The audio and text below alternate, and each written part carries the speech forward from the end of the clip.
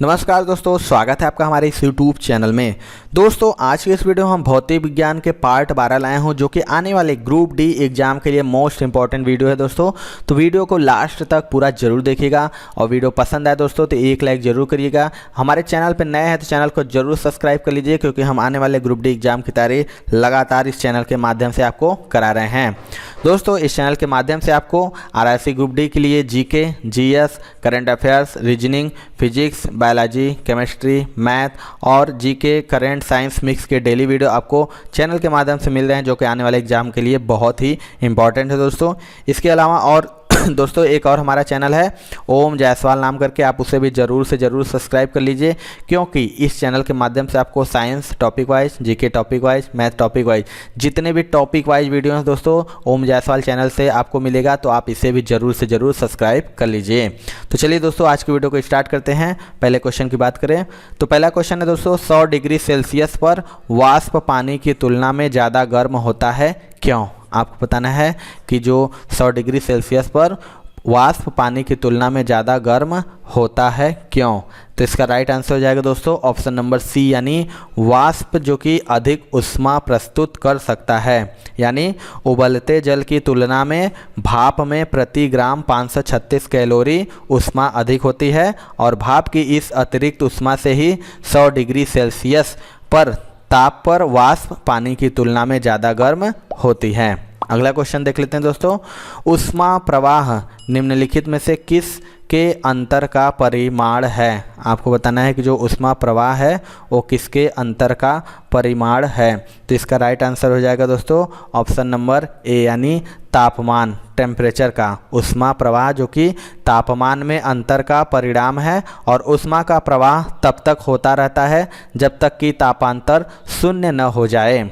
चलिए दोस्तों अगला क्वेश्चन देख लेते हैं, कैलोरी मीटर सामान्यतया बनता है। आपको बताना है जो कैलोरी मीटर होता है वो किसका बनाया जाता है। मोस्ट इंपॉर्टेंट ये क्वेश्चन है, मैक्सिमम बार रिपीट हुआ है। तो इसका राइट आंसर हो जाएगा दोस्तों ऑप्शन नंबर ए, यानी तांबे से।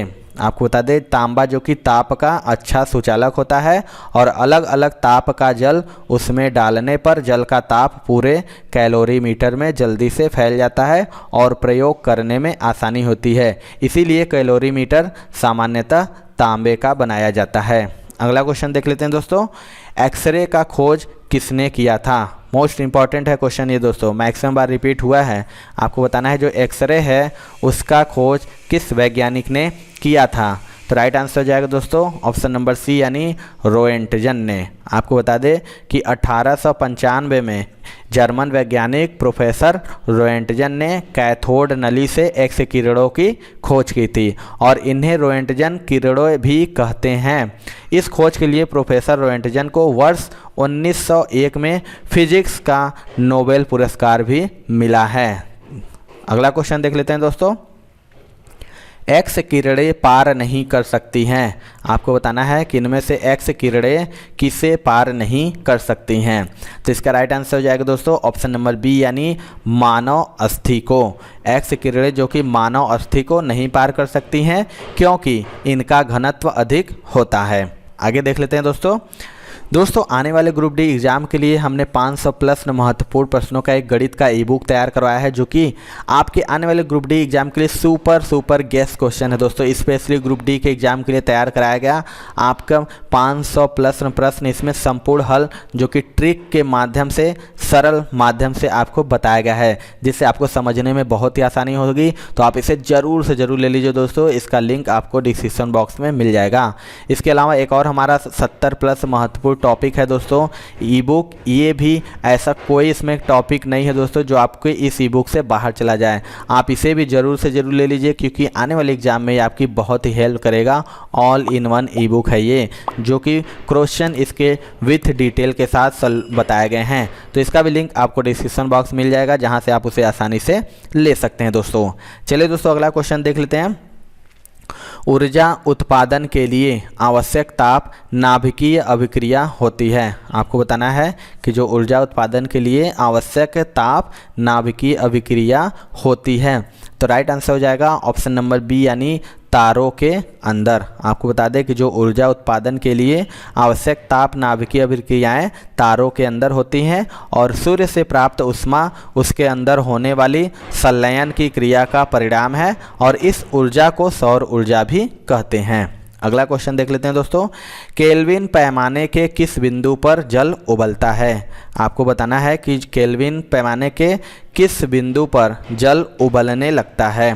तो इसका राइट आंसर हो जाएगा दोस्तों ऑप्शन नंबर बी, यानी 373 केल्विन के पैमाने पर जल बिंदु उबलने लगता है। अगला क्वेश्चन देख लेते हैं दोस्तों। यदि आप रेलवे ग्रुप डी रिविजन कर रहे हैं तो अनअकैडमी लेके आ गया है आपके लिए अभ्यास बैच, जो कि टॉप एजुकेटर द्वारा लाया जा रहा है। 15 दिसंबर से स्टार्ट हो रहा है। तो यहाँ पे क्या क्या बेनिफिशियल रहने वाला है, तो आप रेलवे के टॉप जो कैटेगरी के एजुकेटर होंगे उनसे पढ़ेंगे, आपको डाउट सेशन दिए जाएंगे और आपको कंप्लीट सिलेबस कवर करके दिया जाएगा और आपको जो भी लेसन के नोट्स होंगे वो हिंदी और इंग्लिश में भी प्रोवाइड किए जाएंगे। तो आप इस बैच के साथ जुड़ सकते हैं अनअकैडमी प्लस सब्सक्रिप्शन लेके। और दोस्तों एक और फीचर ऐड किया गया है, रेज हैंड फीचर। इसके माध्यम से आप डायरेक्ट एजुकेटर से बात कर सकते हैं क्लास के दौरान, अगर कभी भी कोई प्रॉब्लम आती है आपको तो it's much better than offline. आप बहुत अच्छे से इसका फायदा ले सकते हैं। तो आप सब्सक्रिप्शन लेने के लिए देखिए 3 मंथ का सब्सक्रिप्शन यहाँ पे आपको 1500 का पड़ेगा। इसमें आप कोड इस्तेमाल करेंगे अगर OJ10 तो आपको एडिशनल 10% का डिस्काउंट भी मिल जाएगा। तो सब्सक्रिप्शन फटाफट ले लीजिए और कंप्लीट रिविजन कीजिए आप रेलवे ग्रुप डी की। निम्नलिखित किस जगह पर पानी का क्वथनांक उच्चतम होता है? आपको बताना है इनमें से किस जगह पर पानी का जो क्वथनांक होता है वो उच्चतम होता है। तो राइट आंसर हो जाएगा ऑप्शन नंबर ए, यानी मृत सागर, डेड सी में। किस लिए? तो जिस जगह पर वायु का दबाव अधिक होता है वहाँ पानी का क्वथनांक भी अधिक होता है और जहाँ वायु दाब कम होगा वहाँ पानी का क्वथनांक भी कम होता है। और मृत सागर की बात करें तो इसका तल समुद्र तल से भी नीचा है, अतः वहाँ वायु दाब अधिक होगा, इसीलिए मृत सागर में पानी का क्वथनांक अधिक होगा। अगला क्वेश्चन देख लेते हैं दोस्तों। निम्नलिखित में से कौन सा रासायनिक परिवर्तन नहीं है? आपको बताना है इनमें से कौन सा रासायनिक परिवर्तन नहीं है। तो इसका राइट आंसर हो जाएगा दोस्तों ऑप्शन नंबर डी, यानी पानी का वाष्प में रूपांतरण। जो पानी का वाष्प में रूपांतरण होता है एक भौतिक परिवर्तन है, क्योंकि यह एक स्थायी परिवर्तन नहीं है और न ही इससे कोई ऐसा नया पदार्थ बनता है जो पानी के घटकों के गुणों से भिन्न हो। अगला क्वेश्चन देख लेते हैं दोस्तों। वातानुकूलन प्रणाली नियंत्रित करती है। आपको बताना है जो कि वातानुकूलन है वो प्रणाली नियंत्रित करती है।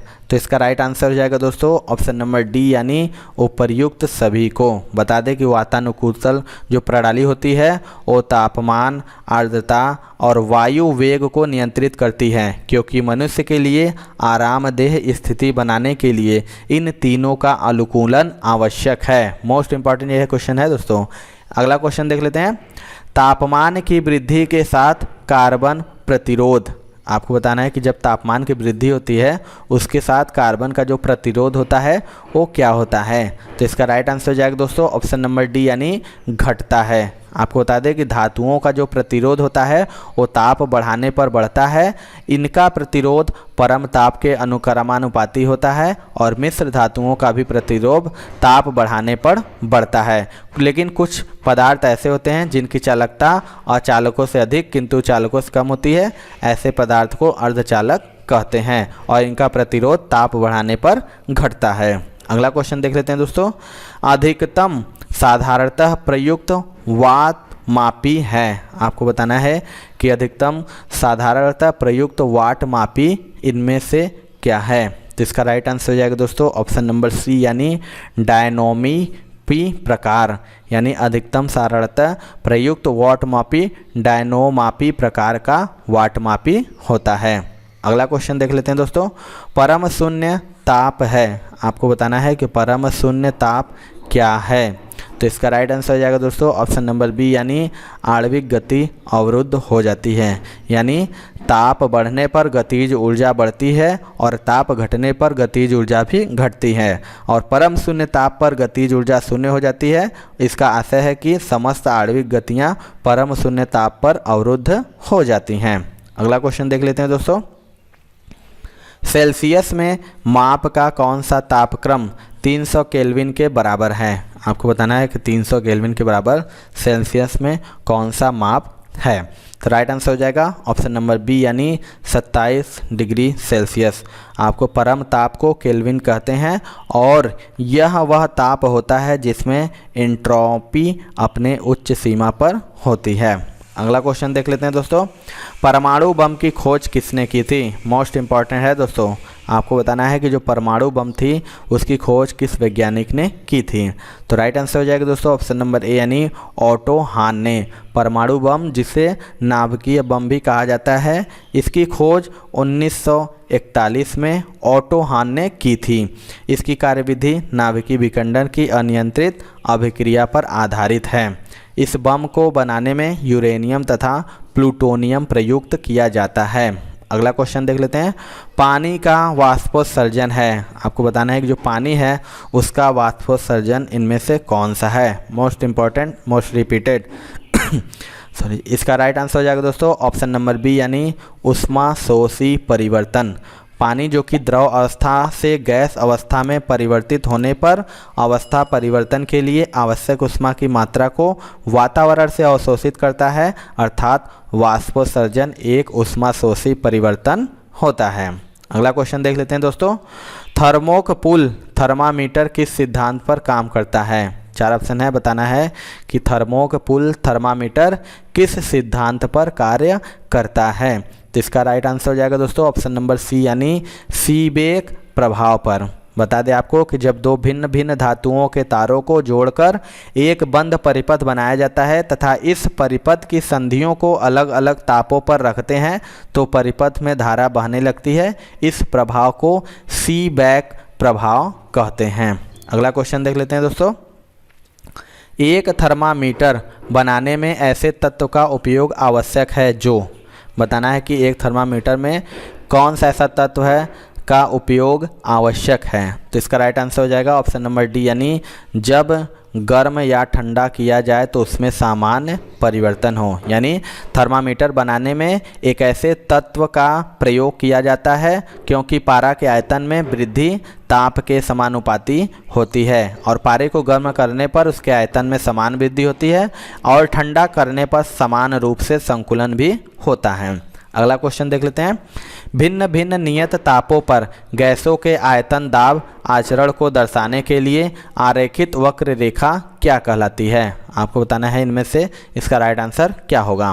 तो इसका राइट आंसर हो जाएगा दोस्तों ऑप्शन नंबर बी यानी आइसोथर्मल्स। आइसोथर्मल्स प्रक्रिया क्या है? तो किसी भी सिस्टम में होने वाले परिवर्तन को दर्शाती है जहां ताप सदैव नियत रहता है। यह उस अवस्था में होता है जब सिस्टम किसी बाह्य ऊष्मीय सिस्टम के संपर्क में रहता है। चलिए दोस्तों अगला क्वेश्चन देख लेते हैं। निम्नलिखित में कौन विद्युत का सबसे अच्छा कुचालक है? आपको बताना है, most important and most repeated ये क्वेश्चन है। इनमें से कौन विद्युत का सबसे अच्छा कुचालक है? तो इसका राइट आंसर हो जाएगा दोस्तों ऑप्शन नंबर सी यानी लकड़ी। बात करें तो विद्युत का कुचालक उसे कहते हैं जिससे होकर विद्युत आगे नहीं जा पाती है। इन सभी में लकड़ी विद्युत का सबसे अच्छा यानी ज़्यादा अवरोधक है, अतः लकड़ी विद्युत का सबसे अच्छा कुचालक है। अगला क्वेश्चन देख लेते हैं दोस्तों। यदि 0 डिग्री सेल्सियस पर बर्फ़ के एक टुकड़े को एक बर्तन में मिलाया जाता है जिसमें पानी 0 डिग्री सेल्सियस पर है तो क्या होगा?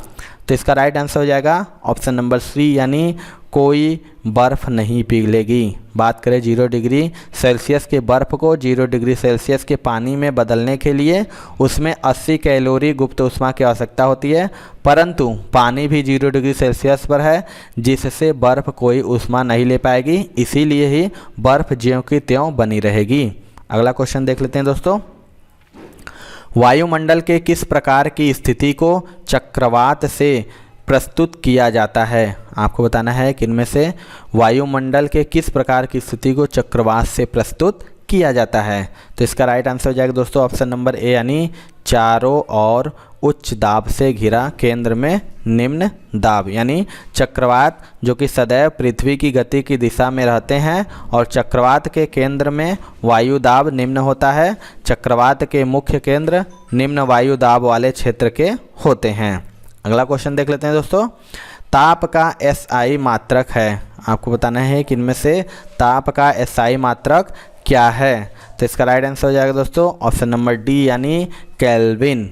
बात करें ताप का जो एसआई पद्धति में केल्विन में मापा जाता है, इसीलिए ताप का जो एसआई पद्धति में मात्रक होता है वो क्या होता है? तो केल्विन होता है। अगला क्वेश्चन देख लेते हैं दोस्तों। ताप में वृद्धि से प्रत्यास्थ मापों के मापन, आपको बताना है इनमें से इसका राइट आंसर क्या होगा। ताप में वृद्धि से प्रत्यास्थ मापों के मापन में क्या प्रभाव होता है?